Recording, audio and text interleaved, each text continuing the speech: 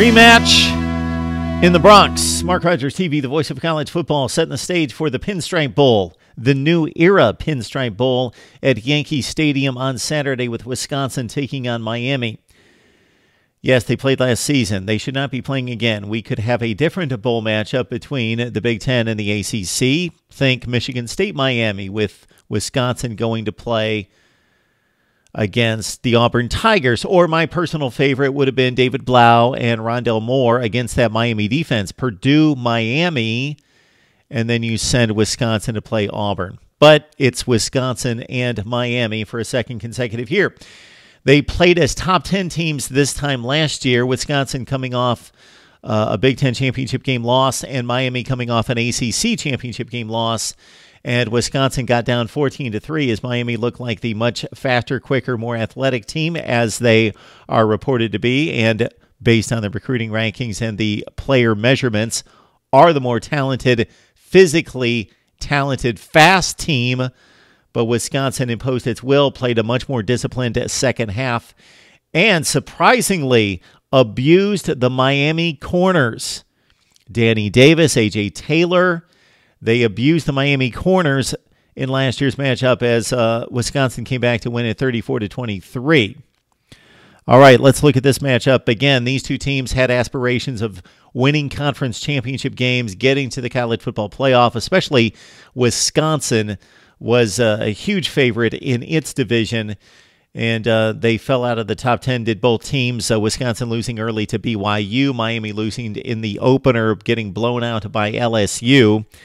And it's been difficult campaigns for both teams, and especially for the Miami program under Mark Richt. Let's check this one out, and keep in mind, as the voice of college football, that I am starting this preview not even knowing right now who I'm going to pick. I am all over the map on this one.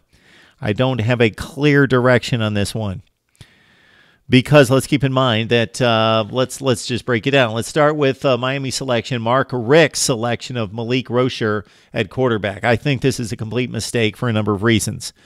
Play your next quarterback for 2019 in a bowl game against a quality opponent in some difficult weather conditions. So the weather should be fine for Northerners that play football in this type of climate all the time. It's going to be, I checked it, 37 degrees at kickoff at Yankee Stadium. So not horrible. It's not going to be the type of scenes that we've seen in recent years with West Virginia and Syracuse. About 5 years ago, Geno Smith couldn't throw against the Syracuse defense with a blizzard, basically. Last year's game, going back to Penn State, Boston College about 3 years ago, and then last year's game with Iowa and Boston College were definitely icy field conditions, temperatures frigid in the teens. So this is going to be tropical in comparison, but Miami's not going to think so. So that could be a bit of a factor. Wisconsin just being generally more comfortable in playing in temperatures at 37 degrees, but that shouldn't affect football players. 17 degrees, possibly. 7 degrees, yes, but not 37 degrees. Shouldn't. But Wisconsin, definitely those players are used to playing in this kind of weather. The Miami guys aren't. So I get back to MarkRoger. He played, of course, in this game against Wisconsin last year and threw 3 interceptions. They were costly. He had an awful stretch run against Pitt, Clemson, and Wisconsin last year. Well documented. 4 touchdowns, 7 picks, 41% completion percentage. Well, this year, 51%. He lost his job. He threw for about 1,000 yards, 6 TDs, and 5 picks. N'Kosi Perry takes over, and sure, he had his rough patches, especially against Virginia in the first half in which he was benched and Roger given the job back. So it started Roger benched. Sometime after the non-conference season, Perry comes in. He leads the Florida State comeback and win. He gets benched against Virginia. Rocher's back in. He can't complete a comeback against Virginia. He looks just about as bad as Perry. He gets benched a couple weeks later. Perry completes the season, throws 13 picks against 13 touchdowns and 5 picks compared to Rocher's 6-to-5 ratio, and Perry gets benched. Something's going on there. You play your 2019 quarterback, all things equal, but Perry's been the better quarterback. Not that he's been outstanding, but he's been better. Last year, if you recall, Again, Miami went up 14-3, and DJ Dallas had a couple drives in which he was running down Wisconsin's throats and getting to the outside and displaying speed and just running like a man, and they took the ball out of his hands. I did not understand that. They took the ball out of the running game and took it and put it in MarkRogers's hands. Bad mistake. So the Miami running game's got a chance to do well against a Wisconsin defense that last year, here's the big difference with Wisconsin going from 13-1, top 5 team in the country, to 7-5 this year, is the front seven on defense. Most people, like me, penciled them into the Big Ten championship game.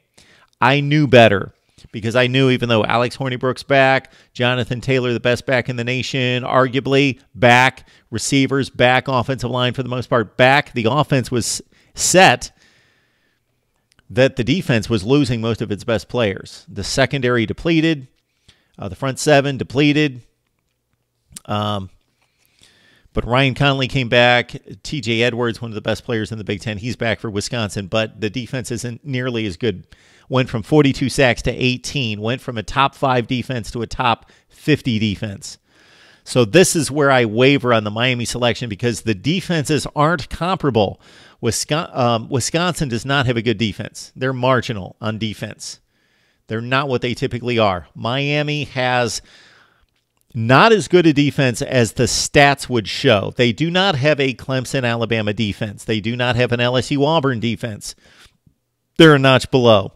They are also going to miss Gerald Willis along the front. But Miami is a very good defense. It's much better than Wisconsin, decidedly better than Wisconsin, and Wisconsin was really depleted in the secondary.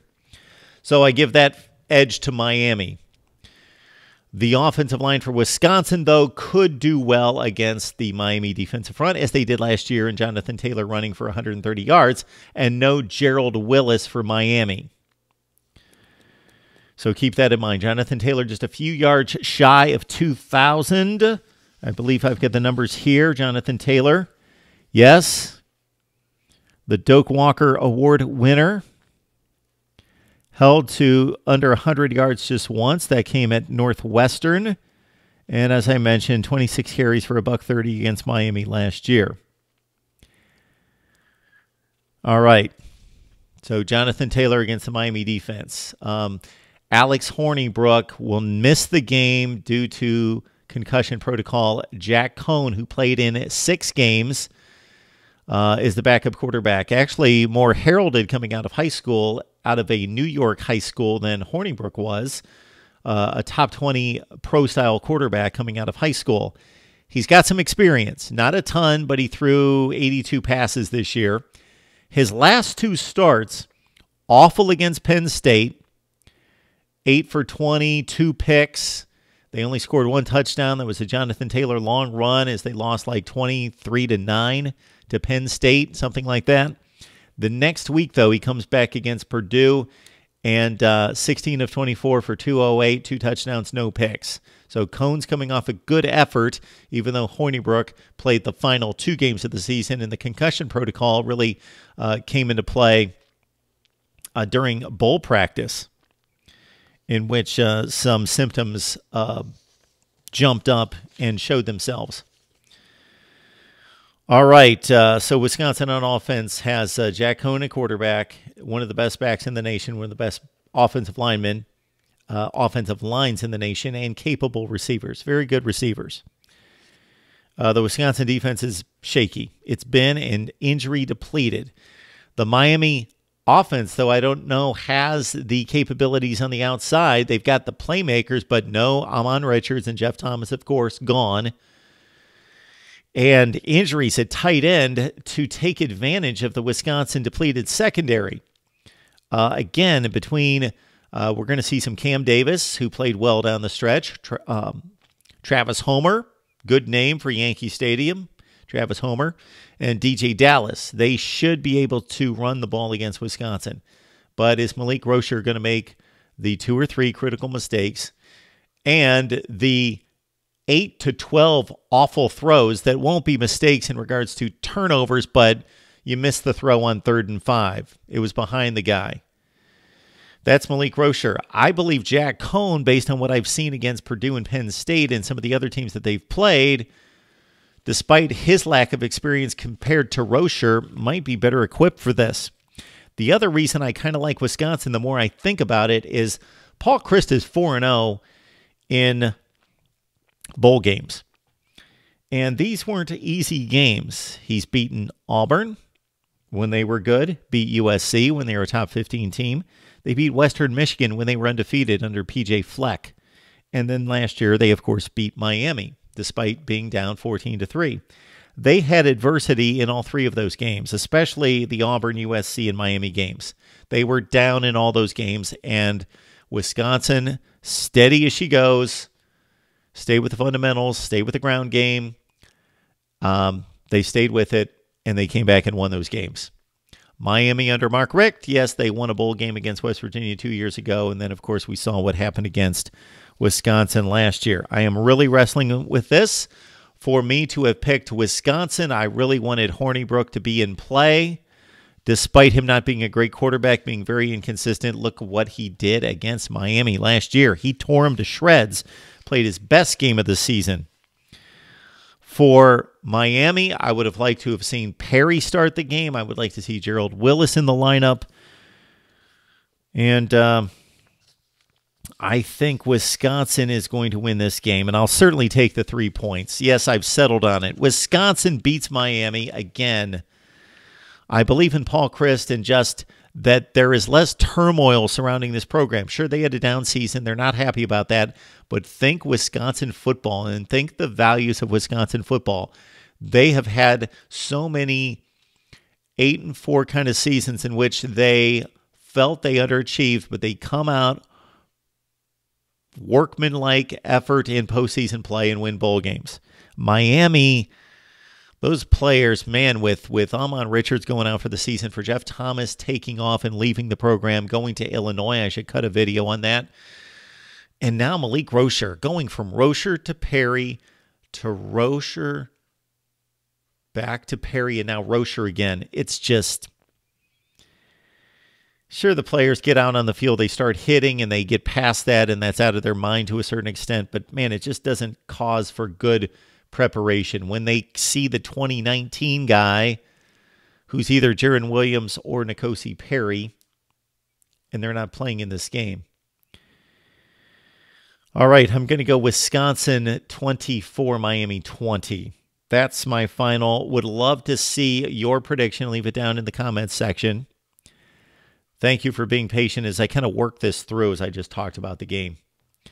And maybe I missed some angles. Certainly leave those down in the comments section as well. Right here at Mark Rogers TV, the voice of college football. And we will have instant analysis throughout the weekend as we get to my few days that I love. In addition to New Year's Day, of course, the Rose Bowl, Sugar Bowl, the big bowl games, and also the college football playoffs. I love to see these cross-sectional matchups of the Power Five. Miami, Wisconsin, Michigan State, Oregon, Auburn, Purdue.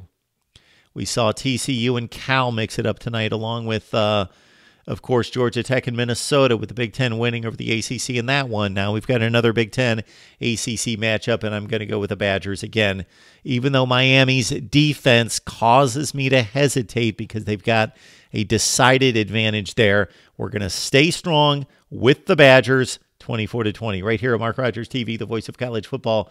We will see you soon.